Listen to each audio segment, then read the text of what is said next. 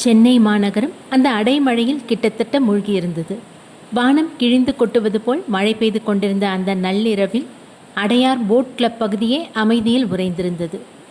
ஆனால் அந்த அமைதியை கிழித்து கொண்டு சைரன் ஒளியுடன் வந்து நின்றது அந்த போலீஸ் ஜீப். ஜீப்பிலிருந்து மிடுக்காக இறங்கினாள் இன்ஸ்பெக்டர் மிதுனா குமாரி. காக்கி உடை, இடுப்பில் பெல்ட், கண்களில் தீர்க்கமான பார்வை. அவளை பார்த்ததுமே அந்த இடத்தில் இருந்த கான்ஸ்டபிள்கள் விரைப்பாக சல்யூட் அடித்தனர். என்னாச்சு, பாடி எங்க? மிதுனாவின் குரலில் அதிகாரம் ஒலித்தது. உள்ள பெட்ரூமில் மேடம். பிஸ்னஸ்மேன் ராஜசேகர். மேலோட்டமாக பார்த்தா தற்கொலை மாதிரி தெரியுது. ஆனால் சப் இன்ஸ்பெக்டர் தயங்கினார். மிதுனா உள்ளே நுழைந்தாள். அந்த பிரம்மாண்டமான பங்களா இப்போது மரண வீடாக மாறியிருந்தது. படுக்கை அறையில் விலையுயர்ந்த நாற்காலியில் சரிந்து கிடந்தார் ராஜசேகர். கையில் ஒரு துப்பாக்கி. தரையில் ரத்தம் உறைந்திருந்தது. மிதுனா அந்த அறையை நோட்டமிட்டாள். ஏசி ஓடிக்கொண்டிருந்தது. ஜன்னல்கள் அனைத்தும் உள்பக்கமாக பூட்டப்பட்டிருந்தன. மேடம், இது கிளியர் சூசைட் கேஸ். லெட்டர் எதுவும் சிக்கல, ஆனால் அவரோட பிஸ்னஸில் பெரிய நஷ்டம்னு கேள்விப்பட்டோம் என்றார் சப் இன்ஸ்பெக்டர். மிதுனா சடலத்தை உற்று பார்த்தாள். அவரது உள்ளுணர்வு அது தற்கொலை இல்லை என்று அடித்து சொன்னது. ஆனால் அதை நிரூபிக்க ஆதாரம் வேண்டுமே. அவள் தனது மொபைலை எடுத்தாள். ஒரே ஒரு எண்ணுக்கு டயல் செய்தாள். டேய் மிதுன், தூங்கிட்டியா? உடனே அடையார் ராஜசேகர் வீட்டுக்கு வா. ஒரு சீன் இருக்குது. உன் மூளைக்கு வேலை வந்திருக்கு. மறுமுனையில், அக்கா மணி 2 இப்போ போய் என்று இழுத்த குரல் கேட்டது. அடுத்த 15 நிமிஷத்தில் நீ இங்கே இருக்கணும், இல்லைனா நாளைக்கு காலையில் டிஃபன் கட் என்று இணைப்பை துண்டித்தாள் மிதுனா. சரியாக 15வது நிமிடம் நனைந்த பனியனும் ஒரு லெதர் ஜாக்கெட்டும் அணிந்து கொண்டு பைக்கின் சாவியை சுழற்றியபடியே உள்ளே நுழைந்தான் மிதுன் குமார். வணக்கம் ஆஃபீஸர்ஸ் என்று சிரித்தபடியே கான்ஸ்டபிள்களை கடந்து வந்தான். மிதுனா முறைப்பதை பார்த்ததும் சிரிப்பை அடக்கி கொண்டு சீரியஸ் மோடுக்கு மாறினான். என்னக்கா கேஸு? பாரு மிதுன், சூசைடுன்னு சொல்கிறாங்க, ஆனால் என் மனசுக்கு ஏற்றுக்க முடியல. மிதுன் சடலத்தை நெருங்கினான். அவன் கண்கள் லேசர் போல ஒவ்வொரு அங்குலத்தையும் ஸ்கேன் செய்தன. ராஜசேகரின் கண்கள், விரல்கள், காலில் அணிந்திருந்த செருப்பு, மேஜையில் இருந்த காஃபி கப். திடீரென்று மிதுன் உதட்டில் ஒரு மெல்லிய புன்னகை தோன்றியது. அக்கா, உன் உள்ளுணர்வு என்றைக்குமே தப்பாக போனதில்லை. இது தற்கொலை இல்லை, திட்டமிடப்பட்ட பக்கா மர்டர். அங்கிருந்த போலீஸ் அதிகாரிகள் அதிர்ச்சியுடன் பார்த்தனர். எப்படி சொல்கிற தம்பி என்று கேட்டாள் மிதுனா.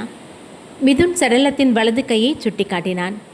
இங்கே பாருங்கள், துப்பாக்கி இவர் வலது கையில் இருக்குது. அதாவது ரைட் ஹேண்டில் சுட்டிருக்காரு.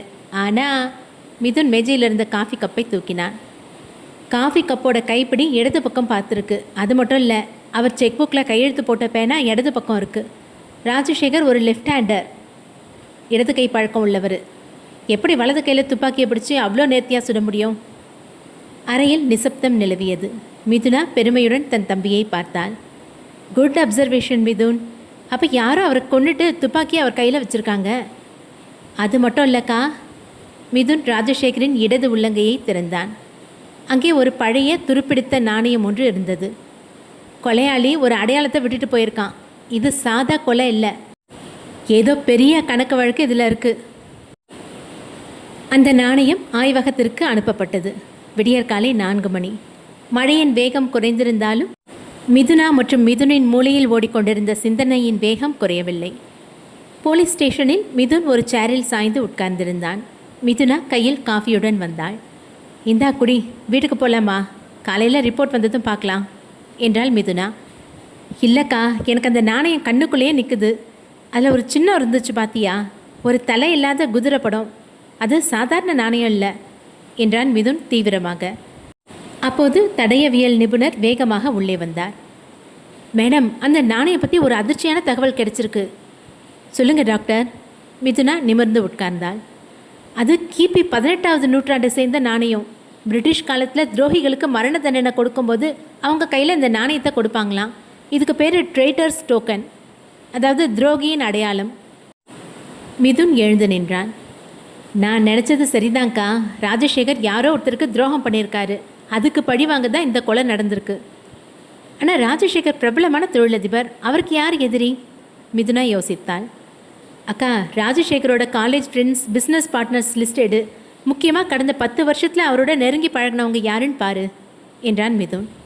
அடுத்த சில மணி நேரத்தில் ராஜசேகரின் பின்னணி அலசப்பட்டது. அதில் ஒரு புகைப்படம் மிதுனின் கண்ணில் பட்டது. 10 ஆண்டுகளுக்கு முன் கொடைக்கானலில் எடுக்கப்பட்ட புகைப்படம் அது.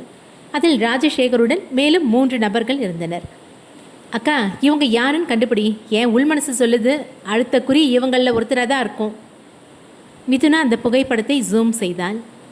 இவன் பேர் விஸ்வநாத், இவன் பேர் குமார், 3வது ஆள் இரு செக் பண்ணுறேன். அப்போது மிதுனாவின் வயர்லெஸ் வாக்கி டாக்கி அலறியது. Control room to inspector Mithuna. Anna Nagar 5வது அவென்யூவில் ஒரு கொலை. விக்டிம் பேர் விஸ்வநாத். சம்பவம் நடந்த இடத்துல ஒரு பழைய நாணயம் கிடச்சிருக்கு. ஓவர். மிதுனாவும் மிதுனும் ஒருவரையொருவர் அதிர்ச்சியுடன் பார்த்து கொண்டனர். 2வது வேட்டை தொடங்கிடுச்சுக்கா, கிளம்பு என்றான் மிதுன். ஜீப் மீண்டும் சீறி பாய்ந்தது. இம்முறை அவர்கள் எதிர்த்து போராடப் போவது சாதாரண கொலையாளியை அல்ல, வரலாற்றின் வடுக்களை சுமந்து திரியும் ஒரு சைக்கோவை. அண்ணா நகர் 5வது அவென்யூவில் இருந்த அந்த அபார்ட்மெண்ட் வளாகம் பரபரப்பாக காணப்பட்டது. மழையின் சாரல் முகத்தில் அடித்தாலும் கூடியிருந்த கூட்டத்தின் முகத்தில் தெரிந்த பதற்றம் குறையவில்லை. மிதுனா குமாரி கூட்டத்தை விலக்கி கொண்டு, எல்லாரும் விலகி நில்லுங்க, இது கிரைம் சீன் என்று எச்சரித்தபடியே உள்ளே நுழைந்தாள். மிதுன் அவளுக்கு பின்னால் நிழல் போல தொடர்ந்தான். விஸ்வநாத்தின் வீடு அலங்கோலமாக கிடந்தது.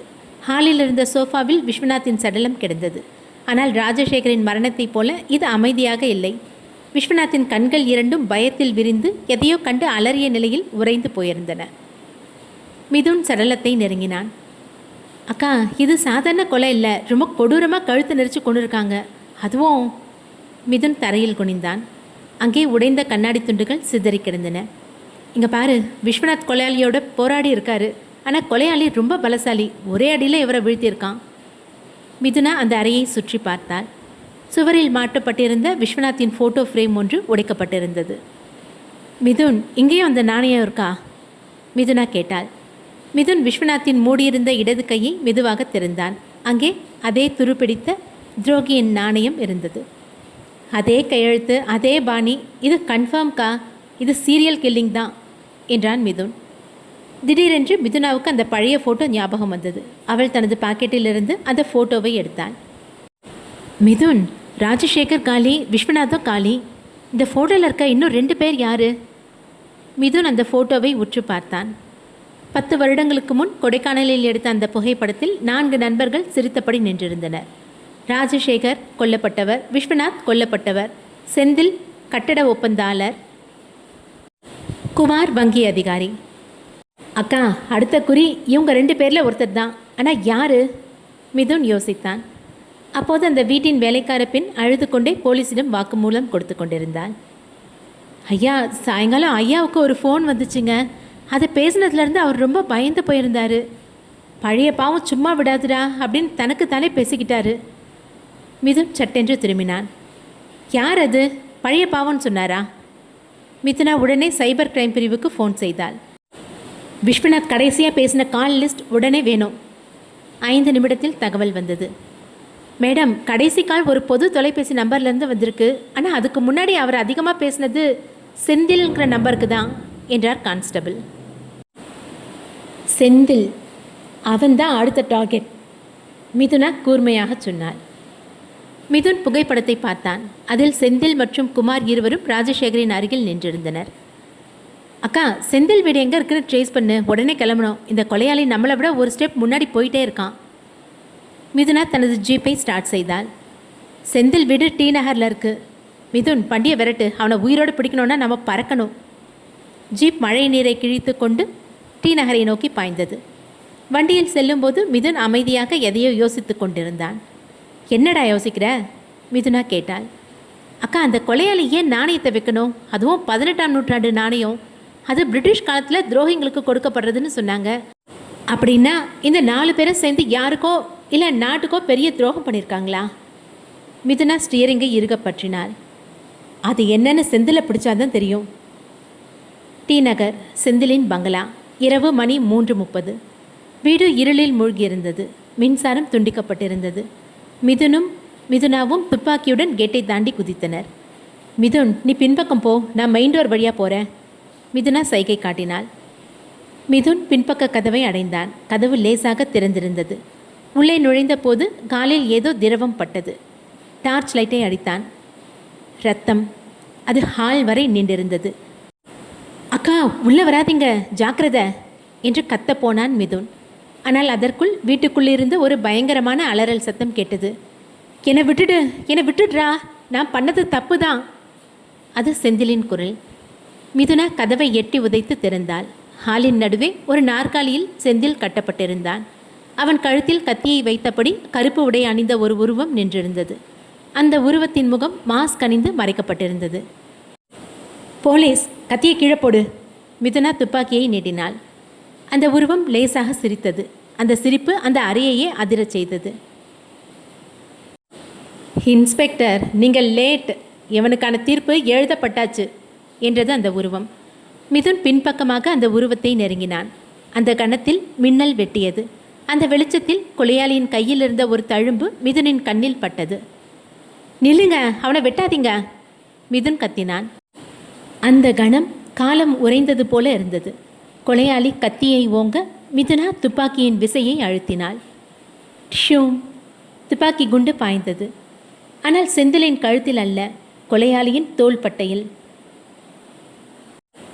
அலறிக்கொண்டு அந்த உருவம் கத்தியை கீழே போட்டது. மிதுன், பிடிடா அவனை என்று கத்தினாள் மிதுனா. இதோ வந்துட்டேன் ஜாக்கிச்சான் என்று உற்சாகமாக சொன்ன மிதுன் பாய்ந்து சென்று அந்த உருவத்தின் மேல் தாவினான். அவன் நினைத்தது சினிமா ஹீரோ போல எதிராளியை மடக்கி பிடிப்போம் என்று. ஆனால் நடந்ததோ வேறு.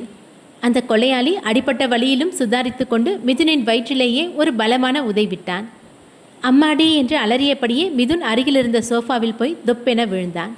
அந்த கேப்பில் கொலையாளி ஜன்னல் கண்ணாடியை உடைத்து கொண்டு இருளுக்குள் குதித்து மறைந்தான். மிதுனா ஓடி வந்து ஜன்னல் வழியே பார்த்தாள். மழை, மறைவு, இருட்டு. அவன் தப்பித்திருந்தான். மிஸ் ஆயிட்டான் என்று பல்லை கடித்த மிதுனா திரும்பினாள். அங்கே மிதுன் வயிற்றை பிடித்து கொண்டு சோஃபாவில் உருண்டு கொண்டிருந்தான். என்னடாச்சு, பெரிய இவன் மாதிரி பாஞ்ச, ஒரே உதையில படுத்துட்ட என்று கிண்டலாக கேட்டாள் மிதுனா. மிதுன் முகத்தை சுளித்து கொண்டு எழுந்தான். அக்கா, அவன் என்ன மனுஷனா இல்லை மாடா? எட்டி உதைக்கிறான். நான் காலையில் சாப்பிட்ட 4 இட்லி தொண்டைக்கு வந்துருச்சு. ஒரு கிளாஸ் தண்ணி கொடுங்களேன், மிதுனா முறைத்தாள். உயிர் போகிற விஷயத்தில் உனக்கு இட்லி கணக்கு ஒரு கேடா? முதல்ல அந்த ஆளை கவனி. நடுங்கிக் கொண்டிருந்த செந்திலின் கட்டுக்களை அவிழ்த்தனர். செந்தில் பயத்தில் பேச்சே வராமல் விழித்து கொண்டிருந்தான். மிஸ்டர் செந்தில், பயப்படாதீங்க, போலீஸ் வந்தாச்சு என்றாள் மிதுனா. மிதுன் செந்திலின் தோளில் கை போட்டான். சார், நீங்கள் லக்கி. என் அக்கா குறி எப்பவும் தப்பாது. ஆனால் இன்றைக்கி கொஞ்சம் மழையில் கை நழுவிடுச்சு போல, இல்லைனா குண்டு உங்கள் மண்டையில் இறங்கியிருக்கோம். கொலையாளி தப்பிச்சதுக்கு பதிலாக நீங்கள் டிக்கெட் வாங்கியிருப்பீங்க. செந்தில் இன்னும் பயந்து போய் மிதுனாவை பார்த்தான். டேய், சும்மா இருறா, அவரே உச்சா போவதை குறையா பயந்து போயிருக்காரு என்று மிதுனை அதட்டினாள் மிதுனா. பிறகு செந்திலிடம் தீவிரமான குரலில் கேட்டாள். செந்தில், உண்மையை சொல்லுங்க, ஏன் அவன் உங்களை கொல்ல வந்தான்? அந்த 10 வருஷத்துக்கு முன்னாடி கொடைக்கானலில் என்ன நடந்துச்சு? செந்தில் அதிர்ச்சியுடன் நிமிர்ந்தான். அது அது உங்களுக்கு எப்படி தெரியும்? எங்களுக்கு தெரியாதது ஒன்றும் இல்லை. ராஜசேகர் காலி, விஸ்வநாதம் காலி, அடுத்து நீங்கள் தான். உண்மையை சொன்னால் உங்கள் உயிரை காப்பாற்றலாம் என்றான் மிதுன் சோஃபாவில் ஸ்டைலாக அமர்ந்தபடி. செந்தில் அழத் தொடங்கினான். மேடம், அது ஒரு விபத்து. நாங்கள் 4 பேரும் பார்ட்டி பண்ணிவிட்டு காரில் போயிட்டுருந்தோம். அப்போ ராஜசேகர் தான் வண்டி ஓட்டினான். போதையில் இருந்தான். படியில் ஒரு பைக் மேலே மோதிட்டோம். அப்புறம் மிதுனா குறுக்கிட்டாள். அந்த பைக்கில் ஒரு குடும்பமே வந்துச்சு. புருஷன், பொண்டாட்டி, ஒரு சின்ன குழந்தை. நாங்கள் வண்டியை நிறுத்தி பார்த்தோம். அந்த பொண்ணும் குழந்தையும் ஸ்பாட் அவுட். அந்த ஆள் மட்டும் உயிருக்கு போராடிட்டு இருந்தான். அவனை ஹாஸ்பிட்டலில் சேர்த்துருந்தா பொழைச்சிருப்பான். ஆனால் போலீஸ் கேஸு, ஜெயில்னு பயந்து நாங்கள் அவனை கண்டுக்காமல் தப்பிச்சு வந்துட்டோம். மிதுனா கோபத்தில் செந்திலின் சட்டையை பிடித்தான். மிருகங்களாடா நீங்கள்? ஒரு உயிரை காப்பாற்றாமல் ஓடி வந்திருக்கீங்க. எங்களை மன்னிச்சிருங்க மேடம். அந்த ஆள் பேர் மூர்த்தி. அவன் செத்துட்டான்னு தான் நினச்சோம். ஆனால் இப்போது மிதுன் இடைமறித்தான். ஆனால் இப்போ அவன் ஆவியாக வந்து பழி வாங்குறான்னு சொல்லாதீங்க. செத்தவன் வரமாட்டான், ஆனால் சாவாதவன் வருவான். அப்போ அந்த மூர்த்தி சாகலையா? செந்தில் கேட்டான். அதுதான் ட்விஸ்ட் என்ற மிதுன் கீழே கிடந்த அந்த துருப்பிடித்த நாணயத்தை எடுத்தான். அக்கா, இது பக்கா பிளான். அந்த மூர்த்தி இப்போ எங்கே இருக்கான், எப்படி இருக்கான்னு கண்டுபிடிக்கணும். ஆனால் அதுக்கு முன்னாடி மிதுன் தனது வயிற்றை தடவினான். என்னடா என்றாள் மிதுனா. பசிக்குதுக்கா. விடிகாலையில் 4 மணி ஆச்சு. கொலைக்காரனையே நேரில் பார்த்தாச்சு. ஒரு ஸ்ட்ராங் டீயும் பண்ணும் சாப்பிட்டுட்டு அடுத்த வேலையை பார்க்கலாமே என்று அப்பாவியாக கேட்டான். மிதுனா சிரிப்பையை அடக்கிக் கொண்டு, சரி வா, போகிற வழியில் டீ கடை இருக்குது, ஆனால் காசு நீ தான் தரணும் என்றாள். ஐயோ, போலீஸ் அக்கா கிட்ட லஞ்சம் வாங்குற தம்பி நான் ஒருத்தனாக தான் இருப்பேன் என்று புலம்பிக் கொண்டே மிதுன் கிளம்பினான். டீ கடை பெஞ்சில் அமர்ந்து டீ குடித்து கொண்டே மிதுன் யோசித்தான். அக்கா, ராஜசேகர், விஸ்வநாத், செந்தில் 3 பேரை தாக்கியாச்சு. பாக்கி இருக்கிறது குமார் மட்டும்தான். ஆமாம் மிதுன், குமார் இப்போ ஒரு பேங்க் மேனேஜர். அவன் வீட்டுக்கு பாதுகாப்பு போட சொல்லியிருக்கேன். அது சரி, ஆனால் நான் அந்த கொலையாளி கையை பார்த்தேன்ல, அங்கே ஒரு தழும்பு இருந்துச்சு. அது சாதாரண தழும்பு இல்லை, தீக்காயம். அந்த விபத்தில் மூர்த்தி வண்டி தீப்பிடிச்சிருக்கலாம், அதில் அவனுக்கு தீக்காயம் பட்டிருக்கலாம். அப்போது மிதுனாவின் ஃபோன் ஒலித்தது. மறுமுனையில் sub inspector. Madam, bank manager Kumar காலையில் வாக்கிங் போனவர் காணோம். அவர் போன இடத்துல ரத்தக்கரை இருக்குது, கூடவே ஒரு பழைய நாணயம் கிடச்சிருக்கு. மிதுனா டீ கிளாஸை கீழே வைத்தாள். மிதுன், டீ அப்புறம் குடிக்கலாம், குமாரை கடத்திட்டான். மிதுன் வடையை வாயில் திணித்து கொண்டு பைக்கை ஸ்டார்ட் செய்தான். சே, இந்த வில்லன்களுக்கு டைமிங்கே தெரியாதா? சாப்பிட கூட விட மாட்டேங்கிறானுங்களே. வண்டி மீண்டும் சீறி பாய்ந்தது. விடியற் காலை 6 மணி. பெசன்ட் நகர் கடற்கரை சாலை. வழக்கமாக நடைபயிற்சி செல்பவர்களால் நிரம்பி வழியும் அந்த சாலை இன்று மஞ்சள் நிற crime scene do not cross டேப்களால் அடைக்கப்பட்டிருந்தது. மிதுனா குமாரி மிகவும் பதற்றமாக இருந்தாள். குமாரை பாதுகாக்க தவறியது அவளுக்கு ஒரு தோல்வியாக தோன்றியது. சார், குமார் வாக்கிங் வந்தப்போ ஒரு கருப்பு வேன் வந்துச்சான். கண்ணு மேய்க்கிற நேரத்தில் அவரை தூக்கி போட்டுக்கிட்டு போயிட்டாங்க என்று நேரில் பார்த்த சாட்சி ஒருவர் நடுங்கிக் கொண்டே கூறினார்.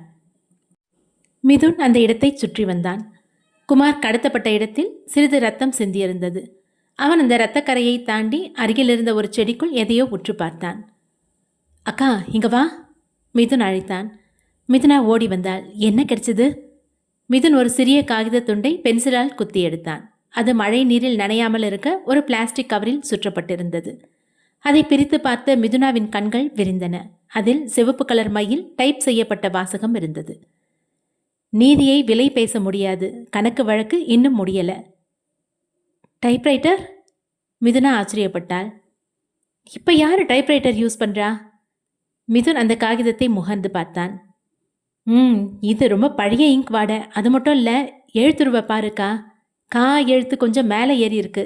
இது 1980களில் வந்த Remington typewriter. So what? So நம்மளால டெக்னாலஜிக்கு எதிரானவன் இல்லை, ஆனால் பழமையை விரும்புகிறவன், இல்லைனா பழைய ஞாபகங்களை சுமந்து திரியிறவன் என்றான் மிதுன். பிறகு அவன் வானத்தை பார்த்து, கடவுளே, இவன் டைப்ரைட்டரில் லெட்டர் எழுதுறான், பழைய காசு போடுறான், அடுத்த தடவை புறாக்காலில் கடிதம் அனுப்பினாலும் ஆச்சரியப்படுறதுக்கு இல்லை என்று கிண்டலாக சொன்னான். மிதுனா முறைத்தாள். ஜோக் வேணாம், இப்போ நாம் என்ன பண்ணணும்? அந்த விபத்து நடந்தப்போ பாதிக்கப்பட்ட மூர்த்தியை எந்த ஹாஸ்பிட்டலில் சேர்த்தாங்கன்னு செந்தில் சொன்னா? ஜிஹெச் தான் நினைக்கிறேன். வண்டி ஏடு, அந்த ஹாஸ்பிட்டல் ரெக்கார்ட்ஸ் ரூமில் தான் நமக்கான அடுத்த க்ளூ இருக்குது. மிதுன் பைக்கை கிளப்பினான். சென்னை அரசு பொது மருத்துவமனை ஆவண காப்பகம். தூசு பறக்கும் அந்த அறைக்குள் நுழைந்தாலே தும்மல் வந்தது. அங்கே இருந்த முதியவர் ஒருவர், 10 வருஷம் முன்னாடி நடந்த கேஸ் ஃபைலா? அதெல்லாம் தேட முடியாதுமா, எக்கச்சக்க ஃபைல் இருக்கு என்று கையை விரித்தார். மிதுனா தனது அதிரடி பாணியில் மிரட்டி பார்த்தாள். ஐயா, இது கொலை கேஸு, உடனே ஃபைல் வேணும். கொலை கேஸோ கொள்ளை கேஸோ, மதிய சாப்பாடு நேரம் ஆயிடுச்சு, நாளைக்கு வாங்க என்று அந்த முதியவர் கண்டு கொள்ளாமல் டிஃபன் பாக்ஸை திறந்தார். மிதுனா கோபத்தில் கத்தப் போனாள். ஆனால் மிதுன் அவளை தடுத்தான். அக்கா, கொஞ்சம் ஓர போறியா? உன் போலீஸ் பவர் இங்கே செல்லுபடி ஆகாது, ஏன் டெக்னிக்கை பாரு என்று கண்ணடித்தான். மிதுன் அந்த முதியவர் அருகில் சென்றான்.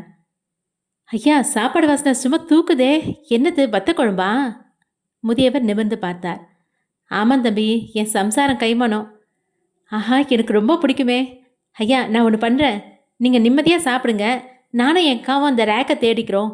பதிலுக்கு வெளியில் இருக்க கடையிலேருந்து ஒரு சூடான ஆம்லெட்டும் காஃபியும் வாங்கி தரட்டுமா? முதியவரின் முகம் மலர்ந்தது. தம்பி, நல்லவனா இருக்கியே. சரி, அந்த 304 நம்பர் ரேக்கை பாருங்க, ஆனால் களைச்சி போடாதீங்க. மிதுனா வாயடைத்து போய் நின்றாள். லஞ்சம் கொடுக்கறது தப்புடா என்று கிசுகிசுத்தாள். இது லஞ்சம் இல்லைக்கா, ராஜதந்திரம். பசிச்ச வயிறு கோப்புகளை திறக்காது, ஆனால் ஒரு ஆம்லெட் திறக்கும் என்றான் மிதுன். இருவரும் தூசு படிந்த கோப்புகளை தேடினர். அரை மணி நேர தேடுதலுக்கு பிறகு மிதுன் கத்தினான். காட் இட், கேஸ் நம்பர் 420 2014 விபத்து வழக்கு. அவன் அந்த ஃபைலை திறந்தான். மிதுனாவும் எட்டி பார்த்தாள். பேரு மூர்த்தி, வயது 35, நிலைமை 80% தீக்காயம். தீக்காயமா? மிதுனா அதிர்ந்தாள். ஆமாக்கா, கார் மோதினதில் மூர்த்தியோட பைக் பெட்ரோல் டேங்க் வெடிச்சிருக்கு. முகம் கை கால் எல்லாம் கருகி போயிருக்கு. மிதுன் படித்து கொண்டே வந்தான். அவன் பழிச்சானா? ஆச்சரியந்தான். 3 மாதம் ஐசியூவில் இருந்திருக்கான். ஆனால் மிதுன் ஒரு வரியை படித்துவிட்டு நிறுத்தினான். ஆனால் என்னடா? அவன் டிஸ்சார்ஜ் ஆகலை, ஹாஸ்பிட்டல்லேருந்து தப்பிச்சு போயிட்டான். அவனுக்கான பில்லு யாரோ ஒருத்தர் பேர் தெரியாதவர்னு போட்டிருக்கு கட்டிட்டு போயிருக்காங்க. மிதுனா யோசித்தாள். யார் பில் கட்டியிருப்பா? ஒருவேளை மூர்த்தியோட சொந்தக்காரங்களோ? இல்லைக்கா, அந்த விபத்தில் மூர்த்தியோட பொண்டாட்டி குழந்தை 2 பேரும் ஸ்பாட் அவுட். அவனுக்குன்னு சொந்தம் யாரும் இல்லை. அப்போ யார் அவனை காப்பாற்றினது? மிதுன் அந்த ஃபைலின் கடைசி பக்கத்தை திருப்பினான். அங்கே நோயாளியின் உடைமைகள் பட்டியலில் ஒரு வரி எழுதப்பட்டிருந்தது. எரிந்த உடை, ஒரு பாக்கெட் டைரி, ஒரு வெள்ளை மோதிரம். பெயர் கவிதா. மிதுன், கவிதா யாரு? அவன் ஒய்ஃபா இருக்கும். அண்ணா அக்கா இங்க பாரு. மிதுன் ஒரு தேதியை காட்டினான். மூர்த்தி தப்பிச்ச தேதி அக்டோபர் 12, அதாவது நேத்து. என்னடா சொல்ற? 10 வருஷத்துக்கு முன்னாடி நடந்த விபத்து ஃபைல் இது. தேதி எப்படி நேத்துன்னு இருக்கும்? இல்லைக்கா, நான் சொல்றது அவன் ஹாஸ்பிட்டல்லேருந்து தப்பிச்சது 10 வருஷம் முன்னாடி இல்லை, நேத்து தான். மிதுனாவுக்கு தலை சுற்றியது. என்ன, இத்தனை வருஷமா அவன் இந்த ஹாஸ்பிட்டல்லையா இருந்தான்? ஆமாம், கோமா ஸ்டேஜில். 10 வருஷமாக கோமாவில் இருந்து நேற்று தான் முழிச்சிருக்கான். முழிச்ச உடனே வேட்டைய ஆரம்பிச்சிட்டான். திடீரென்று மருத்துவமனைக்கு வெளியே இடி இடித்தது. கரண்ட் கட்டானது. ரெக்கார்ட் ரூம் இருளில் மூழ்கியது. கதவு மெதுவாக மூடும் சத்தம் கேட்டது. மிதுனா துப்பாக்கியை எடுத்தாள். மிதுன், யாரோ கதவை பூட்டுறாங்க. இருவரும் ஓடிச் சென்று கதவை தள்ளினர். அது வெளிப்புறமாக பூட்டப்பட்டிருந்தது. ஐயோ, மாட்டிக்கிட்டோம் என்றான் மிதுன். அப்போது அறையின் மூலையில் இருந்த ஒரு பழைய ஸ்பீக்கரில் இருந்து கரகரப்பான குரல் கேட்டது. காவல்துறைக்கு என் வணக்கம். பழைய கோப்புகளை தேடுறதுக்கு பதிலாக புது பொதக்குழி எங்கே இருக்குன்னு தேடுங்க. Your time starts now. கதவை திறங்கடா என்று மிதுனா கத்தினாள். கையில் இருந்த துப்பாக்கியால் கதவின் பூட்டை சுட குறிப்பார்த்தாள். மிதுன் அவசரப்பட்டு அவளது கையை பிடித்தான். அக்கா வேணாம், இது பழைய பில்டிங். கேஸ் பைப்லைன் எங்கே போகுதுன்னு தெரியாது. ஒருவேளை சுட்டா மொத்த பில்டிங்கும் தரமட்டமாயிடும். அப்போ என்னடா பண்ண சொல்கிற? அந்த ஆள் நம்ம நேரத்தை ஸ்டார்ட் பண்ணிட்டான்னு சொல்கிறான். அப்படின்னா? மிதுனா சொல்லி முடிப்பதற்குள் அறையின் வெண்டிலேட்டர் வழியாக மெல்லிய புகை உள்ளே வர தொடங்கியது. புகை? அவன் நம்மளை மூச்சு திணற வச்சு கொல்ல பார்க்குறான். மிதுன் பதறினான். அவன் சட்டென்று தனது மூக்கை கைக்குட்டையால் மூடிக்கொண்டான். மிதுன் அறையை சுற்றுமுற்றும் பார்த்தான். மேலே இருந்த பழைய ஏசி டக்ட் அவன் கண்ணில் பட்டது. அக்கா, அந்த ஷெல்ஃப் மேலே ஏறு. அந்த ஏசி டக்டை உடச்சா வெளியே போயிடலாம். இருவரும் மூச்சுரைக்க அந்த இரும்பு ஷெல்ஃப் மீது ஏறினர். மிதுன் தனது பலம் கொண்ட மட்டும் அந்த துருப்பிடித்த ஏசி முடியை எட்டி உதைத்தான். 2 உதையில் அது கழன்று விழுந்தது. லேடிஸ் ஃபர்ஸ்ட் என்றான் மிதுன். மிதுனா சிரமப்பட்டு உள்ளே நுழைந்து மறுபக்கம் இருந்த காரிடாரில் குதித்தாள். தொடர்ந்து மிதுனும் குதித்தான். இருவரும் தப்பித்த அடுத்த நொடி அந்த ரெக்கார்ட் ரூமுக்குள் தீ மலமளவென பரவியது. Just miss. மிதுன் நெஞ்சை தடவினான். இன்னும் 1 நிமிஷம் இருந்திருந்தா நம்ம தந்தூரி சிக்கன் ஆயிருப்போம். மிதுனா கோபத்துடன் அந்த ஸ்பீக்கர் ஒயரை தேடினாள். அது பக்கத்து அருகில் இருந்த ஒரு சின்ன டிரான்ஸ்மிட்டருடன் இணைக்கப்பட்டிருந்தது. அவன் இங்கே இல்லை மிதுன், ரிமோட்டில் ஆப்ரேட் பண்ணியிருக்கான். ஆனால் ஒன்று உறுதியாயிடுச்சு, எதிரி சாதாரண ஆள் இல்லை, டெக்னிக்கலி ஸ்ட்ராங். மிதுன் யோசனையோடு சொன்னான். அக்கா, எனக்கு ஒரு டவுட்டு. 10 வருஷம் கோமாவில் இருந்த ஒருத்தனுக்கு எழுந்து நடக்கிறதே கஷ்டம். தசையெல்லாம் சூம்பி போயிருக்கோம். ஆனால் நேற்று என்னை எட்டி உதைச்சானே ஒரு உதை. அது ஒரு மிலிட்ரி மேன் உதைக்கிற மாதிரி இருந்துச்சு. எப்படி? மிதுனா உறைந்து போனாள். அப்போ அது மூர்த்தி இல்லையா? இல்லை, அது மூர்த்தி தான். ஆனால் அவனுக்கு பின்னால் யாரோ ஒரு காட்ஃபாதர் இருக்காங்க. அவங்க தான் அவனுக்கு ட்ரைனிங் கொடுத்து தயார் பண்ணியிருக்காங்க. அந்த நபர் யாருன்னு கண்டுபிடிச்சா கேஸ் முடிஞ்சது. அப்போது மிதுனாவின் ஃபோன் ஒலித்தது. கமிஷனர் லைனில் வந்தார். மிதுனா, என்ன பண்ணிட்டு இருக்கீங்க? மீடியா ஃபுல்லாக நியூஸ் பரவிடுச்சு. பேங்க் மேனேஜர் கடத்தல், போலீஸ் திணறல்னு போடுறான். இன்னும் 24 மணி நேரத்தில் குமாரை கண்டுபிடிக்கலன்னா கேஸை சிபிஐ கைக்கு மாற்றிடுவேன். சார், டைம் கொடுங்க. டைம் ஓவர் மிதுனா, இதுதான் லாஸ்ட் வார்னிங். ஃபோன் துண்டிக்கப்பட்டது. மிதுனா விரக்தியில் சுவரில் குத்தினாள். கவலைப்படாதக்கா, அந்த டைப்ரைட்டர் லெட்டரில் ஒரு க்ளூ இருக்குது. கணக்கு வழக்கு இன்னும் முடியலன்னு சொல்லியிருந்தான்ல. பேங்க் மேனேஜர் குமார் கிட்ட அவன் ஏதோ கணக்கு கேட்க போகிறான். அது பணமாக இருக்காது, வேற ஏதோ. கைவிடப்பட்ட பழைய குடோன். இரவு 8 மணி. கும்மிருட்டில் ஒரு நாற்காலியில் கட்டப்பட்டிருந்தான் குமார். அவன் முகம் வீங்கியிருந்தது. வாயில் பிளாஸ்டர் ஒட்டப்பட்டிருந்தது. மேலே இருந்த ஒரு பழைய பல்பு மட்டும் லேசாக மினுமினுத்து கொண்டிருந்தது. குமார் திணறிக் கொண்டிருந்தான். இருளிலிருந்து அந்த உருவம் மெதுவாக நடந்து வந்தது. காலில் பூட்ஸ் சத்தம். அந்த உருவம் குமாரின் எதிரில் வந்து நின்றது. முகத்தில் இருந்த மாஸ்கை கழற்றவில்லை. என்ன பேங்க் மேனேஜர் சார், ஏசி ரூமில் கையெழுத்து போடுற கை இப்போ நடுக்கத்தில் ஆடுதா? அந்த குரல் கரகரப்பாக ஒலித்தது. குமார் கண்களால் கெஞ்சினான். அந்த உருவம் குமாரின் வாயில் இருந்த பிளாஸ்டரை பேய்த்தது. என்னை விட்டுருப்பா, உனக்கு எவ்வளோ பணம் வேணும்? 1 கோடி 2 கோடி? நான் தரேன், என் பேங்க் லாக்கர் சாவியே தந்துடுறேன். குமார் கதறினான். அந்த உருவம் வெடித்து சிரித்தது. பணம்? உங்கள் பணக்காரங்களுக்கு எல்லாத்தையும் பணத்தால் வாங்கிடலான்னு நினப்பு. ஆனால் போன உயிரை வாங்க முடியுமா? எரிஞ்சு போன முகத்தை வாங்க முடியுமா? அந்த உருவம் குமாரின் முகத்திற்கு நேராக குனிந்தது. 10 வருஷம் முன்னாடி ஒரு மலைப்பாதை ஞாபகம் இருக்கா? அது அது விபத்து, நாங்கள் வேணும்னு பண்ணலை. பொய் சொல்லாத. அந்த உருவம் குமாரின் கன்னத்தில் அரைந்தது. விபத்து நடந்தது தப்பில்லை, ஆனால் உயிருக்கு போராடின ஒருத்தனை நாய் மாதிரி ரோட்டில் விட்டுட்டு போனீங்களே, அதுதான் தப்பு. அன்றைக்கி நான் துடித்த ஒவ்வொரு நிமிஷமும் நரக வேதனை. நீ நீ மூர்த்தியா? குமார் விழி பிதுங்க கேட்டான். மூர்த்தி செத்துட்டான், நான் அவனோட சாம்பல்லேருந்து வந்தவன். அந்த உருவம் தனது பாக்கெட்டிலிருந்து ஒரு பழைய டைரியை எடுத்தது. இந்த டைரியில் அன்னைக்கு என்ன நடந்துச்சுன்னு ஒவ்வொரு வரியும் எழுதியிருக்கு, ஆனால் கடைசி பக்கம் மட்டும் காலியாக இருக்கு. குமார் புரியாமல் பார்த்தான். ஏன்னா அந்த பக்கத்தில் உங்களோட மரண வாக்குமூலம் இருக்கணும். நீங்கள் பண்ண தப்ப இந்த உலகத்துக்கு சொல்லிட்டு சாகணும். அந்த உருவம் ஒரு வீடியோ கேமராவை ஆன் செய்தது. சொல்லு, நாங்கள் குடிபோதையில் வண்டி ஓட்டினோம், மூர்த்தி குடும்பத்தை கொன்னோம், போலீஸ்க்கு லஞ்சம் கொடுத்து கேஸை மறைச்சோன்னு சொல்லு. குமார் மறுப்பாக தலையாட்டினான். முடியாது, அதை சொன்ன என் குடும்பம் அசிங்கப்படும், என் பொண்ணு கல்யாணம் நிற்குது. ஓ, உன் குடும்பம் முக்கியம், என் குடும்பம் மண்ணோட மண்ணா போனால் பரவாயில்லல்ல. அந்த உருவம் ஒரு கேனை எடுத்தது. பெட்ரோல் வாசனை குமாரின் மூக்கை துளைத்தது. இன்னும் 1 மணி நேரம் டைம் தரேன், அதுக்குள்ளே உண்மையை சொல்லலைன்னா அன்னைக்கு என் கார் எரிஞ்ச மாதிரி இன்னைக்கு நீ எரிவ. அந்த உருவம் வெளியேறியது. குமார் தனிமையில் விம்மினான். அதே நேரம் வெளியே மழையில் நனைந்தபடி அந்த உருவம் ஃபோனில் யாருக்கோ பேசியது. சார், குமார் இன்னும் வாயை திறக்கல. மறுமுனையில் ஒரு கனத்த குரல் ஒலித்தது. பரவாயில்ல, அவன் வாயை திறக்க வைப்போம். மிதுனா குமாரியை அந்த இடத்துக்கு வரவை. போலீஸ் கண்ணு முன்னாடியே குமார் எறியணும். அதுதான் அவங்களுக்கு நான் கொடுக்குற மெசேஜ். மருத்துவமனை ஆவண காப்பக தீ விபத்திலிருந்து நூலிழையில் தப்பிய மிதுனாவும் மிதுனும் வெளியே வந்து மூச்சு வாங்கி கொண்டிருந்தனர். அப்போது மிதுனாவின் ஃபோன் ஒலித்தது. திரையில் அன்னோன் நம்பர். மிதுனா பதற்றத்துடன் அழைப்பை ஏற்றாள். ஹலோ. மறுமுனையில் அதே கரகரப்பான மெஷின் குரல். இன்ஸ்பெக்டர், சூடு பொறுக்க முடியலையா? இதுக்கே இப்படி மூச்சு வாங்குறீங்க?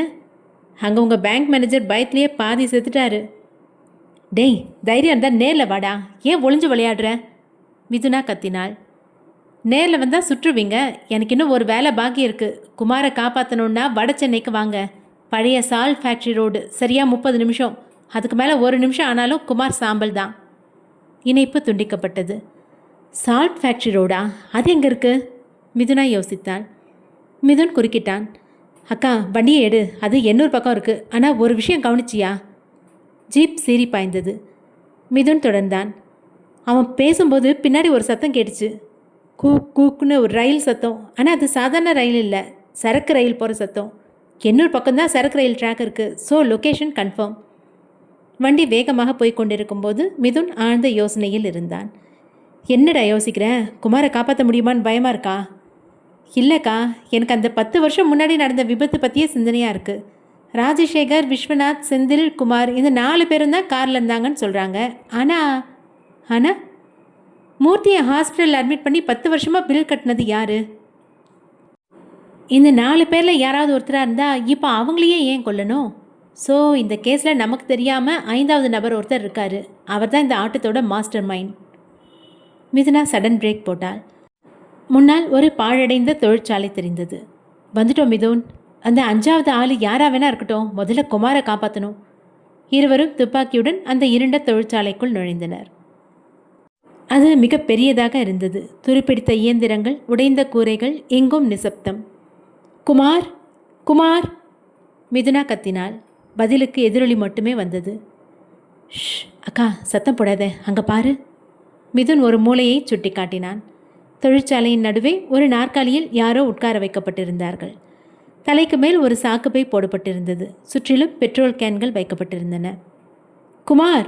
மிதுனா ஓட முயன்றாள்.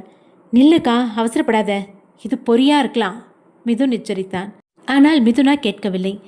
நேரம் இல்லை மிதுன் என்று சொல்லிவிட்டு வேகமாக ஓடினாள். அவள் அந்த நாற்காலியை நெருங்கி தலையிலிருந்த சாக்குப்பையை உருவினாள். அடுத்த நொடி அவள் அதிர்ச்சியில் உறைந்து போனாள். அது குமார் இல்லை, வைக்கோல் அடைக்கப்பட்ட ஒரு பொம்மை. அந்த பொம்மையின் நெஞ்சில் ஒரு டைமர் ஓடிக்கொண்டிருந்தது. 5 second, 4 second. அக்கா ஓடு! மிதுன் கத்தினான். மிதுனா சுதாரித்து கொண்டு பின்பக்கம் பாய்ந்தாள். மிதுனும் ஒரு தூணின் பின்னால் மறைந்தான். ஒரு சிறிய வெடிச்சத்தம். அந்த பொம்மை தீப்பற்றி எரிந்தது. சுற்றிலும் இருந்த பெட்ரோல் கேன்களும் பற்றி கொண்டன. ஆனால் அது ஒரு சிறிய அளவிலான வெடிதான். யாரையும் கொல்லும் அளவுக்கு இல்லை, பயமுறுத்தும் அளவுக்கு மட்டுமே இருந்தது. புகைக்கு நடுவே அந்த பொம்மையின் கழுத்தில் ஒரு சிறிய LED திரை ஒளிர்ந்தது. அதில் ஒரு வீடியோ ஓடத் தொடங்கியது. வீடியோவில் உண்மையான குமார் தெரிந்தார். அவர் வேறெங்கோ ஒரு அறையில் கட்டப்பட்டிருந்தார். குமார் கதறினார். இன்ஸ்பெக்டர், என்னை காப்பாத்துங்க, இவன் பெட்ரோல் ஊதிட்டான், தீக்குச்சியை உரச போகிறான். வீடியோவில் அந்த கொலையாளியின் குரல் கேட்டது. இன்ஸ்பெக்டர் மிதுனா, நீங்கள் தப்பான இடத்துக்கு வந்துட்டீங்க. நான் சொன்னது சால்ட் ஃபேக்ட்ரி, ஆனால் அது பழைய சால்ட் ஃபேக்ட்ரி, புதுசு கிடையாது. பாவம், உங்கள் மேனேஜர் இப்போ ரோஸ்ட் ஆக போகிறாரு. திரையில் தெரிந்த காட்சியில் கொலையாளி தீக்குச்சியை பற்ற வைத்து குமாரின் மீது தூக்கி போட்டான். அலறல் சத்தத்துடன் வீடியோ கட்டானது. மிதுனா அந்த திரையை பார்த்து அப்படியே மண்டியிட்டு அமர்ந்தாள். அவள் கண்களில் கண்ணீர். என்னால் காப்பாற்ற முடியல மிதுன், நான் தோத்துட்டேன். அவள் குரல் உடைந்தது. மிதுன் அவளை நெருங்கி தோளில் கை வைத்தான். அவனுக்கும் அதிர்ச்சியாக தான் இருந்தது. ஆனால் அவன் கண்கள் அந்த LED திரையையே உற்று பார்த்தன. இல்லைக்கா, நீ தோக்கலை, நாம ஏமாத்தப்பட்டோம். ஆனால் உனக்கு கவனிச்சியா? என்னடா? மிதுனா அழுது கொண்டே கேட்டாள். அந்த வீடியோவில் குமார் அலறினப்போ பின்னாடி இருந்த ஜன்னல் வழியாக ஒரு லைட் வெளிச்சம் தெரிஞ்சது. அது ஒரு கலங்கரை விளக்கத்தோட வெளிச்சம் விட்டு விட்டு சுழன்றடிச்சிச்சு. மிதுன் வேகமாக யோசித்தான். சென்னையில் கலங்கரை விளக்கம் இருக்கிறது மெரினா பீச்சில், ஆனால் அங்கே இப்படி பழைய கட்டிடம் கிடையாது. அப்போ இது வேற ஏதோ ஒரு லைட் ஹவுஸ். ஒருவேளை பழவேற்காடு இல்லை மகாபலிபுரம்? மிதுனா சட்டென்று எழுந்தாள். கண்ணீரை துடைத்தாள். செத்துட்டு தான் நினச்சி நம்ம அழணும்னு அவன் எதிர்பார்க்குறான். ஆனால் குமார் செத்துட்டாரா இல்லையான்னு பாடி கிடைச்சாதான் நான் நம்புவேன். வா மிதுன், அவன் ஜெயிச்சதாவே நினச்சிக்கிட்டோம், நாம் அடுத்த ஆட்டத்தை ஆரம்பிப்போம். இருவரும் அந்த தீப்பிடித்த தொழிற்சாலையை விட்டு வெளியேறினர். ஆனால் அவர்களை தூரத்திலிருந்து ஒரு பைனாக்குலர் வழியாக 5வது நபர் பார்த்து கொண்டிருந்தார். அவர் உதட்டில் ஒரு மெல்லிய புன்னகை. Welcome to the game Mithuna. Mithuna, வண்டியை மாமல்லபுரம் ரோட்டுக்கு விடு என்றான் மிதுன் தனது ஃபோனில் அந்த வீடியோவை மீண்டும் மீண்டும் ப்ளே செய்து பார்த்தபடி. ஏன், அங்கே என்ன இருக்கு? மிதுனா பதற்றத்துடன் கேட்டாள். அந்த வீடியோவில் தெரிஞ்ச லைட் ஹவுஸ் வெளிச்சம் ஒவ்வொரு 10 வினாடிக்கு ஒரு முறை சுற்றுது. இது சென்னை மெரினா லைட் ஹவுஸ் இல்லை, அது சுற்றுறதுக்கு டைம் அதிகம் எடுக்கும். இந்த ஃப்ரீக்வன்சி மேட்ச் ஆகிறது கல்பாக்கம் பக்கம் இருக்கிற சதுரங்கப்பட்டினம் பழைய லைட் ஹவுஸ் தான். அங்கே தான் டச்சுக்காரங்க கட்டின பழைய கோட்டை இருக்குது, யாருமே போகாத இடம்.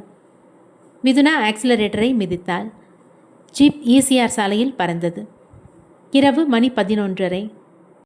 சதுரங்கப்பட்டினம் கோட்டை இருளில் பேய் பங்களா போல காட்சியளித்தது. கடல் அலைகளின் ஓசை மட்டுமே கேட்டது. டார்ச் லைட் வேணா, நிலா வெளிச்சமே போதும் என்று சைகை காட்டினான் மிதுன். இருவரும் அந்த பாழடைந்த கோட்டையின் ஒரு பகுதியை நெருங்கினர். வீடியோவில் பார்த்த அதே ஜன்னல், அதே செங்கல் சுவர். உள்ளே இருந்து எரிந்த வாசனை வந்தது. மிதுனா துப்பாக்கியை ஏந்தி உள்ளே நுழைந்தாள். அங்கே ஒரு மர நாற்காலி முழுவதுமாக எரிந்து கரிக்கட்டையாக கிடந்தது. தரையில் சாம்பல் குவியல். பெட்ரோல் வாசனை மூக்கை துளைத்தது. மிதுனா அந்த சாம்பல் குவியலை பார்த்து அதிர்ந்து நின்றாள். ஐயோ, குமார் எரிஞ்சிட்டாரா? நம்ம லேட் ஆக்கிட்டோமா? அவளை அறியாமல் கண்ணீர் வந்தது. மிதுன் அந்த சாம்பல் குவியலை உற்று பார்த்தான். கையில் ஒரு குச்சியை எடுத்து அந்த சாம்பலை கிளறினான். மிதுன், என்னடா பண்ற? அது ஒரு மனுஷனோட சாம்பல், மரியாதை கொடு. மிதுனா கோபப்பட்டாள். அக்கா, கொஞ்சம் எமோஷன் ஆகாமல் இரு. ஒரு மனுஷன் முழுசாக எரிஞ்சால் எலும்பு மிஞ்சி இருக்கணும், பல் செட் மிரிஞ்சு இருக்கணும். ஆனால் இங்கே பாரு, வெறும் மரம் எரிஞ்ச சாம்பல் தான் இருக்குது, மனுஷ வாடை கூட அடிக்கலை. மிதுனா சட்டென்று நிமிர்ந்தாள். அப்போ குமார்? குமார் இங்கே இல்லை. அந்த வீடியோவில் தீக்குச்சியை போடுறதுக்கு முன்னாடி கட் பண்ணிட்டாங்க. குமாரை வேறு இடத்துக்கு மாற்றிட்டு இந்த சேரை மட்டும் எரித்து நாடகம் ஆடியிருக்கானுங்க, நம்மளை பயமுறுத்த. மிதுனா பெருமூச்சு விட்டாள். அப்பாடா, உயிரோடு இருக்கான்னு நினைக்கும் போதே தெம்பு வந்துடுதுடா. ஆனால் ஒரு விஷயம்க்கா. மிதுன் தரையில் கிடந்த ஒரு பாதி எரிந்த துணி துண்டை எடுத்தான். இது குமார் போட்டிருந்த சட்டத்துண்டு. இதை இங்கே வேணும்னே போட்டுட்டு போயிருக்கான். அவளை இந்த இடத்துக்கு வர வைக்கிறது தான் அவனோட பிளான். ஏன்னா நாம் இங்கே இருக்கும்போது அவன் நகரத்தில் வேற ஏதோ ஒரு வேலையை முடிச்சிருப்பான். மிதுனாவின் ஃபோன் அலறியது. மேடம், செந்தில் வீட்டில் பாதுகாப்புக்கு இருந்த கான்ஸ்டபிள் பேசுகிறேன். செந்திலை காணோம் மேடம். வாட்? மிதுனா அலறினாள். ஆமாம் மேடம், வீட்டுக்குள்ளே தான் இருந்தார். திடீர்னு கரண்ட் கட் ஆச்சு. போய் பார்த்தா ஆளை காணோம். ஒரு லெட்டர் மட்டும் இருக்குது. மிதுனாவை பார்த்தாள். சொன்னேன்ல, நம்மளை ஊருக்கு வெளியே வர வச்சுட்டு அவன் உள்ளே புகுந்து விளையாடிட்டான். செந்தில் தான் அவனோட அடுத்த டார்கெட். மறுநாள் காலை மிதுனாவின் முகம் வாடி போயிருந்தது. மேலதிகாரிகளின் திட்டு, மீடியாவின் கேள்வி கணைகள் என அவள் சோர்ந்து போயிருந்தாள். அக்கா, காஃபி குடி. மிதுன் ஒரு டம்ளரை நீட்டினான். வேணாண்டா, எனக்கு தலை வெடிச்சிடும் போல இருக்கு. செந்தில காணோ, குமார் எங்கே இருக்கான்னு தெரியல. நம்ம கையில் இருக்கிறது வெறும் சாம்பல் மட்டும்தான். இல்லைக்கா, நம்ம கையில் சாம்பலை விட ஒரு முக்கியமான க்ளூ இருக்குது. மிதுன் தனது பாக்கெட்டிலிருந்து அந்த 3 நாணயங்களை மேஜையில் வைத்தான். இது துரோகிகளின் நாணயம். சாதாரணமாக கிடைக்கிற பொருள் இல்லை, ஆன்டிக் பொருள். இதை விற்கிறவங்க சென்னையில் விரல் விட்டு எண்ணிடலாம். நீ என்ன சொல்கிற? நான் நேற்று நைட்டே என்னோட நெட்வொர்க் ஃப்ரெண்ட்ஸ் கிட்ட விசாரித்தேன். பாரிஸ் கார்னரில் பழமைன்னு ஒரு சின்ன கடை இருக்குது. அங்கே 1 மாதத்துக்கு முன்னாடி ஒருத்தர் வந்து 5 நாணயம் கேட்டிருக்காரு. 5 நாணயமா? ஆமாம். ராஜசேகர், விஸ்வநாத், செந்தில், குமார், மொத்தம் 4 பேர். அப்போ 5வது நாணயம் யாருக்கு? மிதுனாவின் கண்கள் விரிந்தன. 5வது ஆள் அந்த மாஸ்டர் மைண்ட்? இல்லைன்னா அந்த மாஸ்டர் மைண்ட் கொல்ல போகிற 5வது எதிரி. மிதுன் திருத்தினான். மிதுன், நீ உடனே அந்த கடைக்கு போ. நான் செந்தில் போன கார் ரூட்டை ட்ராக் பண்ணுறேன். பாரிஸ் கார்னர், பழைய பொருட்கள் விற்கும் அந்த இருண்ட கடை. மிதுன் உள்ளே நுழைந்தான். வணக்கம் பெரியவரே. கடையின் உரிமையாளர் ஒரு வயதான இஸ்லாமியர். கண்ணாடியை கழற்றிவிட்டு பார்த்தார். வாங்க தம்பி, என்ன பழைய கிராமஃபோன் ரெக்கார்டு ஏதாவது வேணுமா? இல்லைங்க ஐயா, எனக்கு வரலாறு வேணும். 1 மாதம் முன்னாடி இந்த மாதிரி நாணயம் யாராவது வாங்கினாங்களா? மிதுன் அந்த நாணயத்தின் ஃபோட்டோவை காட்டினான். பெரியவர் யோசித்தார். ஞாபகம் இருக்குது. ஒரு உயரமான ஆள், முகம் முழுக்க தாடி வச்சுருந்தாரு. கண்ணில் ஒரு பெரிய கண்ணாடி. பார்க்க ஏதோ வாத்தியார் மாதிரி இருந்தார். பேர் என்னன்னு சொன்னாரா? பேர் சதாசிவம்னு சொன்னார். அவர் ஒரு நூலகர். ஆமாம், பழைய புத்தகங்கள், பழைய காசு மேலே அவருக்கு ரொம்ப ஆர்வம். சதாசிவம் நூலகர். மிதுன் முணுமுணுத்தான். வேறு ஏதாவது அடையாளம்? அவர் கையில் எப்போ ஒரு டைரி வச்சுருப்பார் தம்பி. காசு கொடுக்கும்போது கவனித்தேன். அவர் இடது கை மணிக்கட்டில் ஒரு பச்சை குத்து இருந்தது, எம்னு. மிதுனுக்கு தூக்கி வாரி போட்டது. எம் மூர்த்தி? நன்றிங்க ஐயா. மிதுன் வெளியே வந்து மிதுனாவுக்கு ஃபோன் செய்தான். அக்கா, ஒரு லீட் கிடச்சிருக்கு. பேர் சதாசிவம், ஒரு லைப்ரரியன். ஆனால் எந்த லைப்ரரின்னு தெரியல. சென்னையில் 100கணக்கான லைப்ரரி இருக்குடா. எப்படி கண்டுபிடிப்பேன்? சிம்பிள். 18ஆம் நூற்றாண்டு வரலாறு சம்மந்தப்பட்ட புக்ஸ் எங்கே அதிகமாக இரவல் போயிருக்குன்னு செக் பண்ணு. முக்கியமாக பிரிட்டிஷ் காலத்து தண்டனைகள் பற்றின புக்கை யார் அடிக்கடி எடுத்திருக்காங்கன்னு பாரு. மிதுனா சைபர் டீமை முடுக்கிவிட்டாள். சிறிது நேரத்தில் பதில் வந்தது. கன்னிமாரா நூலகம். கடந்த 6 மாதமாக ஒருத்தர் அந்த செக்ஷன்லேயே குடியிருக்காராம். நான் அங்கே போகிறேன்க்கா. மிதுன், தனியாக போகாத, நானும் வரேன். இல்லைக்கா, யூனிஃபார்ம் பார்த்தா அவன் உஷாராயிடுவான். நான் வாசகர் மாதிரி போகிறேன், நீ பேக்கப் கொடு. மிதுன் பைக்கை கன்னிமாரா நூலகத்தை நோக்கி விரட்டினான். நூலகத்தின் அந்த அமைதி புயலுக்கு முந்தைய அமைதி போல இருந்தது. புத்தக அலமாரிகளுக்கு நடுவே அந்த சதாசிவம் அமர்ந்திருந்தான். கையில் ஒரு பழைய புத்தகம். மிதுன் மெதுவாக அவனை நெருங்கினான். அவன் முகம் தெரியவில்லை. புத்தகம் மறைத்திருந்தது. சார், இந்த நாணயம் உங்களோடதா? மிதுன் அந்த நாணயத்தை மேஜையில் சுழற்றினான். புத்தகம் மெதுவாக கீழே இறங்கியது. அந்த நபர் நிமிர்ந்து பார்த்தார். மிதுன் அதிர்ச்சியில் உறைந்தான். அந்த புத்தகத்திற்கு பின்னால் இருந்த முகம் ஒரு அந்நியருடையதல்ல. புரொஃபஸர் சதாசிவம். மிதுன் தனது கல்லூரி காலத்தில் சரித்திர வகுப்பில் பார்த்த அதே முகம். அமைதியான தோற்றம், நரைத்த தலைமுடி, தடித்த மூக்கு கண்ணாடி. ஆனால் வகுப்பறையில் இருந்த அந்த கனிவு இப்போது இல்லை. கண்களில் ஒருவித வெறி தெரிந்தது. ஹலோ மிதுன், பாடம் நடத்தும்போது தூங்குவியே, இப்போ துப்பறிகிற விஷயத்தில் ரொம்ப முழிப்பாக இருக்க போல. சதாசிவம் மெல்லிய குரலில் சிரித்தார். சார், நீங்கள் ஒரு கொலைக்காரனுக்கு உதவி பண்ணுறீங்களா? நீங்கள் எங்களுக்கு காந்தி பாடம் எடுத்தவர் சார். மிதுன் அதிர்ச்சியில் கேட்டான். சதாசிவம் புத்தகத்தை மூடினார். காந்தி அகிம்சையை போதிச்சாரு. ஆனால் அநியாயத்தை சகிச்சுக்க சொல்லலை மிதுன். அந்த மூர்த்தி என் பையன் மாதிரி. அவன் பட்ட வேதனையை நான் பார்த்துருக்கேன். சார், எமோஷனல் ட்ராமா வேணாம். செந்தில் எங்க, குமார் எங்க? மிதுன் சதாசிவத்தின் கையை பிடிக்கப் போனான். சதாசிவம் சட்டென்று தனது கையில் இருந்த ஒரு பொடியை மிதுனின் முகத்தில் தூவினார். அது பழைய புத்தகங்களில் பூச்சி வராமல் இருக்க பயன்படுத்தும் ஒருவித ரசாயன பொடி. ஆ! மிதுன் கண்களை கசக்கினான். எரிச்சல் தாங்க முடியவில்லை. அதற்குள் சதாசிவம், நான் வெறும் வழிகாட்டிதான் மிதுன், வேட்டக்காரன் வேற என்று சொல்லிவிட்டு அருகில் இருந்த புத்தக அலமாரியை மிதுன் மீது தள்ளிவிட்டார். புத்தகங்கள் மழையாக கொட்டின. மிதுன் சமாளித்து எழுவதற்குள் சதாசிவம் அந்த நூலகத்தின் ரகசிய கதவு வழியாக தப்பியோடினார். மிதுன் கண்களில் நீர் வழிய வெளியே ஓடி வந்தான். அக்கா, அவன் தப்பிச்சிட்டான். அது என் காலேஜ் ப்ரொஃபசர் சதாசிவம் என்று வாக்கி டாக்கியில் கத்தினான். மிதுனா மறுமுனையில், மிதுன் அவனை விடு, அவன் வெறும் திசை திருப்பல். இப்போ எனக்கு ஒரு லொக்கேஷன் கிடைச்சிருக்கு. செந்திலோட கார் ஜிபிஎஸ் சிக்னல் காட்டுது. இடம் கிண்டி ரேஸ் கோர்ஸ் பார்க்கிங். மழை மீண்டும் தூறலாக ஆரம்பித்திருந்தது. அந்த பரந்த மைதானத்தில் ஒரே ஒரு கருப்பு நிற ஆடி மட்டும் நின்றிருந்தது. அது செந்திலின் கார். மிதுனாவின் ஜீப் அங்கே வந்து நின்றது. பின்னால் வெடிகுண்டு நிபுணர்கள் குழு வந்தது. யாரும் கிட்ட போவாதீங்க, மிதுனா எச்சரித்தாள். மிதுன் பைக்கில் வந்து சேர்ந்தான். கண்கள் இன்னும் சிவந்திருந்தன. அக்கா, செந்தில் உள்ள இருக்காரா? தெரியல மிதுன், கார் ஜன்னல் எல்லாம் கருப்பு ஸ்டிக்கர் ஒட்டியிருக்கு. உள்ள என்ன இருக்குன்னு தெரியல. வெடிகுண்டு நிபுணர்கள் மெதுவாக காரை நெருங்கி ஸ்கேன் செய்தனர். மேடம், காரில் பாம் எதுவும் இல்லை, சேஃப். மிதுனா மெதுவாக காரின் கதவை திறந்தாள். உள்ளே டிரைவர் சீட்டில் செந்தில் உட்கார்ந்திருந்தார். தலை ஸ்டியரிங்கில் சாய்ந்திருந்தது. கையில் ஒரு பாதி சாப்பிட்ட சாண்ட்விச். மிதுனா நாடியை பிடித்து பார்த்தாள். துடிப்பு இல்லை. உடல் குளிர்ந்து போயிருந்தது. பாய்சன். மிதுன் உள்ளே எட்டி பார்த்தான். சாப்பாட்டில் விஷம் வச்சிருக்கான். ஆனா... மிதுன் காரின் பின் சீட்டை பார்த்தான். அங்கே ஒரு போலீஸ் வாக்கி டாக்கி இருந்தது. அக்கா, இது எப்படி இங்கே வந்துச்சு? இது நம்ம டிபார்ட்மெண்ட்டோட வாக்கி டாக்கியாச்சே. மிதுனா அந்த வாக்கி டாக்கியை கையில் எடுத்தாள். அதன் சீரியல் நம்பரை பார்த்ததும் அவள் முகம் மாறியது. இது இது சப் இன்ஸ்பெக்டர் ரவியோட வாக்கி டாக்கி. மிதுன் அதிர்ந்தான். என்னது, உன் டீம்ல இருக்க ரவியா? அப்போ செந்தில கடத்தினது வெளியால் இல்லையா, போலீஸ் தானா? அப்போது மிதுனாவின் போனுக்கு ஒரு வீடியோ மெசேஜ் வந்தது.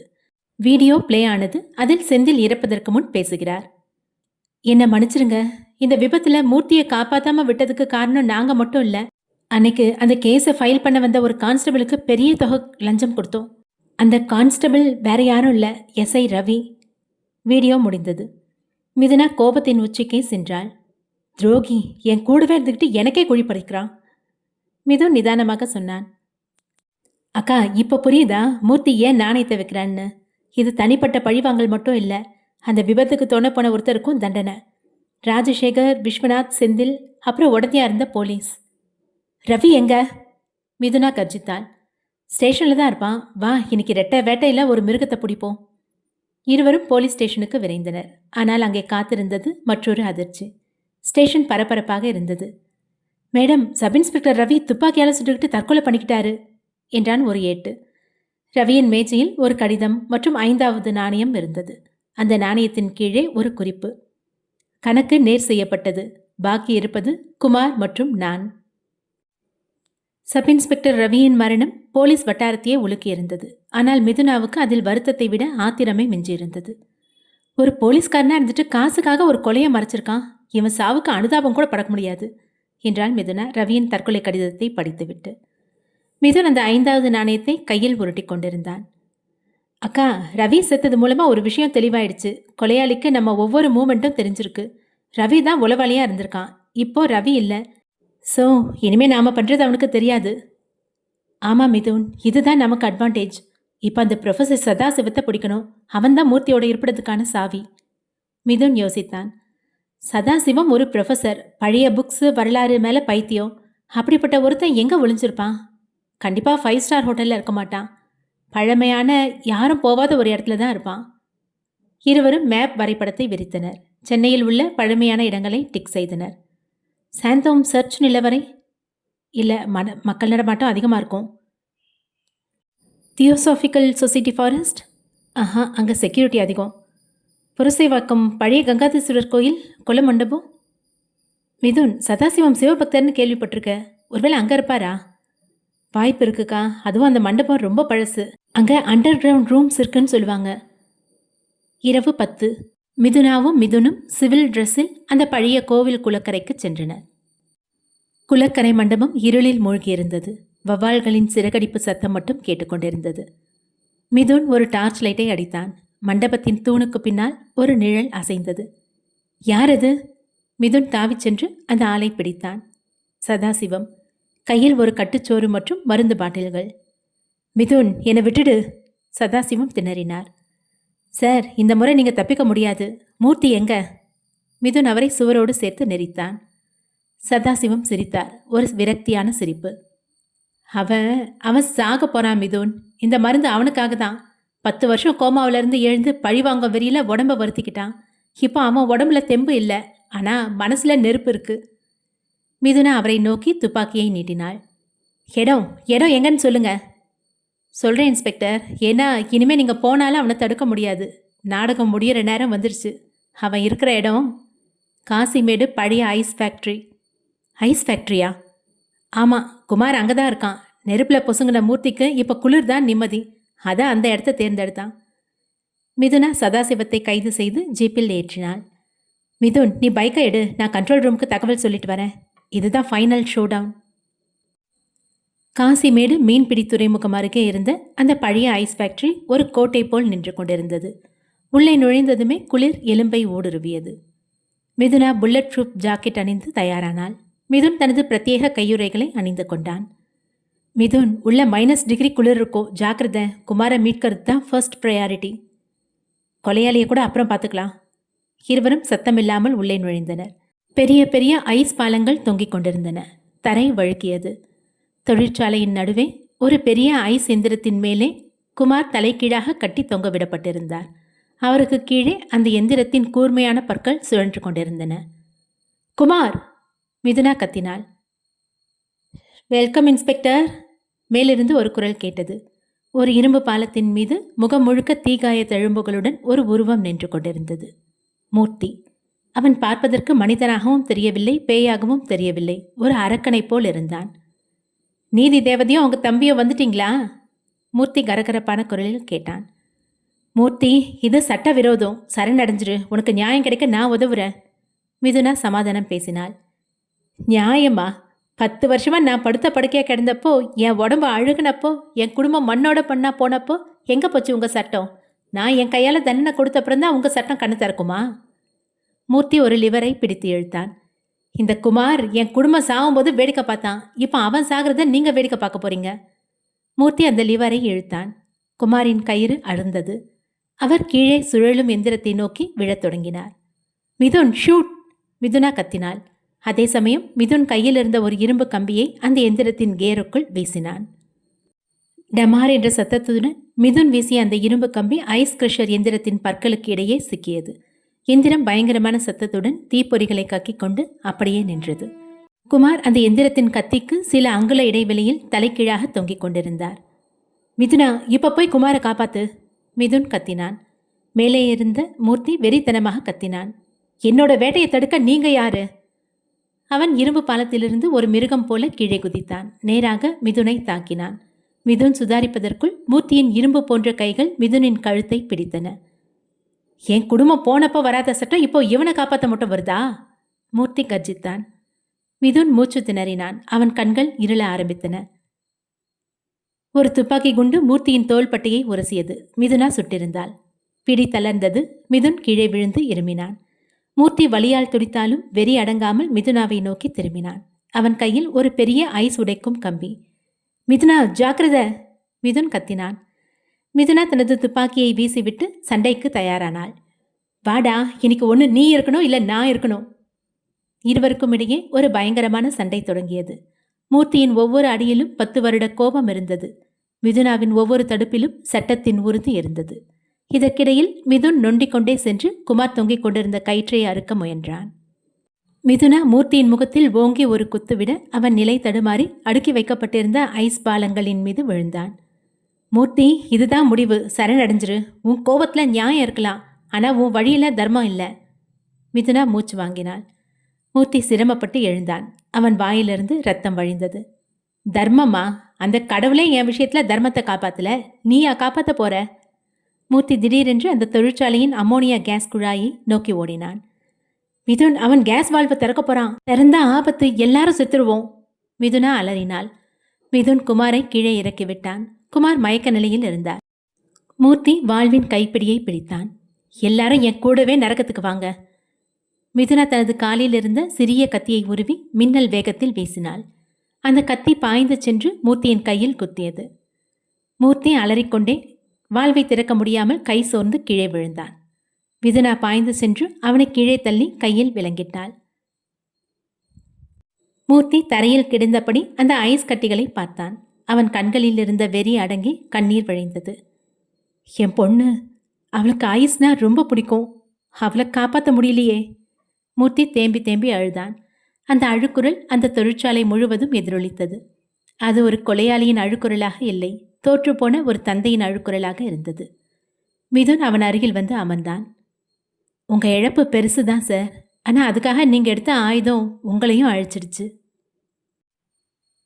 ஒரு வாரத்திற்கு பிறகு சென்னை வானம் இப்போது தெளிவாக இருந்தது. கடந்த சில வாரங்களாக பெய்த இடைவிடாத மழை நின்று மெல்லிய வெயில் எட்டி பார்த்தது. புழல் சிறைச்சாலையின் மேற்பார்வையாளர் அறை. கம்பிக்கு மறுபக்கம் அமர்ந்திருந்தான் மூர்த்தி. அவனது தீக்காய வடுக்கள் இன்னும் ஆறவில்லை. ஆனால் அவனது கண்களில் இருந்த அந்த கொடூரமான வெறி இப்போது இல்லை. அதற்கு பதிலாக ஒரு விதமான அமைதி இருந்தது. மிதுனா குமாரி அவனுக்கு எதிரே அமர்ந்திருந்தாள். சட்டம் தன் கடமையை செய்யும் மூர்த்தி. நீங்க செஞ்சது கொலைகள், அதுக்கு தண்டனை நிச்சயம். ஆனா உங்க மனக்குமுறலை கோர்ட் புரிஞ்சுக்கோன்னு நம்புறேன் என்றாள் மிதுனா. மூர்த்தி மெலிதாக புன்னகைத்தான். எனக்கு தண்டனை பத்தி கவலை இல்லை இன்ஸ்பெக்டர். 10 வருஷமா என் மனசுக்குள்ள எரிஞ்சுக்கிட்டு இருந்த நெருப்பு இப்பதான் அணைஞ்சிருக்கு. என் பொண்ணு ஆத்மா இப்ப சாந்தி அடைஞ்சிருக்கோம், அது போதும் எனக்கு. மிதுனா எழுந்து கொண்டாள். உங்க கோரிக்கையை ஏற்று அந்த பழைய ஹாஸ்பிட்டல் ரெக்கார்ட்ஸ்ல இருந்த உங்க பொண்ணோட போட்டோவையும் மீட்டுட்டோம், இந்தாங்க. மூர்த்தி அந்த புகைப்படத்தை நடுங்கும் கைகளில் வாங்கினான். அதை நெஞ்சோடு அணைத்து கொண்டு கண்ணீர் சிந்தினான். மிதுனா கனத்த இதயத்தோடு வெளியேறினாள். மாலை 6 மணி. மெரினா கடற்கரை. மிதுனாவும் மிதுனும் மணல் பரப்பில் அமர்ந்திருந்தனர். அலைகள் வந்து அவர்கள் கால்களை தொட்டுச் சென்றன. கேஸ் முடிஞ்சிருச்சுக்கா, ஆனா மனசுக்கு ஏன் பாரமா இருக்கு? மிதுன் கேட்டான். மிதுனா தூரத்தில் தெரிந்த அடிவானத்தை பார்த்தாள். ஏன்னா இதுல ஜெயிச்சது நாம மட்டும்தான் மிதுன், தோத்தது மனித நேயம். 10 வருஷத்துக்கு முன்னாடி ஒரு சின்ன உதவி கிடைச்சிருந்தா இன்னைக்கு இத்தனை உயிர்கள் போயிருக்காது. ஆமாங்க்கா, ஆனா ஒரு நல்ல விஷயம் நடந்திருக்கு. மிதுன் ஒரு பேப்பரை நீட்டினான். என்னது இது? குமார் அனுப்பின லெட்டர். அவர் தன்னோட வேலையை ராஜினாமா பண்ணிட்டாராம். தன்னோட சொத்துல பாதிய விபத்துல அனாதையான குழந்தைகளுக்கான காப்பகத்துக்கு எழுதி வச்சிட்டாரு, அதுவும் மூர்த்தியோட பொண்ணு பேர்ல. மிதுனா அந்த கடிதத்தை படித்துவிட்டு பெருமூச்சு விட்டாள். தாமதமான பரிகாரம், இருந்தாலும் இது ஒரு நல்ல ஆரம்பம். இருவரும் சிறிது நேரம் அமைதியாக இருந்தனர். சூரியன் கடலுக்குள் இறங்கிக் கொண்டிருந்தது. மிதுன் மெதுவாக எழுந்தான். கைகளை தட்டி மணலை உதறினான். சரிக்கா, ரொம்ப சீரியஸா பேசியாச்சு. இந்த கேஸை முடிச்சதுக்கு எனக்கு என்ன கிஃப்ட்? மிதுனா சிரித்தாள். என்ன வேணும்? வேற என்ன, என் ஃபேவரைட் சரவண பவன்ல 14 இட்லி கூடவே கேசரி. அட பாவி, மனுஷனாடா நீ. சரி வா போலாம், ஆனா பில்லுக்கு நீ தான் காசு கொடுக்கணும். போலீஸ் கார்ல போறோம், பில் எதுக்குக்கா? மிதுன். மிதுனா பொய்யாக முறைக்க மிதுன் சிரித்து கொண்டே ஓடினான். மிதுனா அவனை துரத்தி கொண்டு ஓடினாள். அந்த பெரிய கடற்கரையில் அக்கா தம்பி இருவரின் சிரிப்பொலி மட்டும் கேட்டது. நகரம் மீண்டும் தனது இயல்பு நிலைக்கு திரும்பியிருந்தது. பழைய கணக்குகள் முடிக்கப்பட்டன. நீதி நிலைநாட்டப்பட்டது. இருவரும் தங்களின் பைக்கில் ஏறி அந்த சாலை விளக்குகளின் வெளிச்சத்தில் கரைந்து சென்றனர். முற்றும்.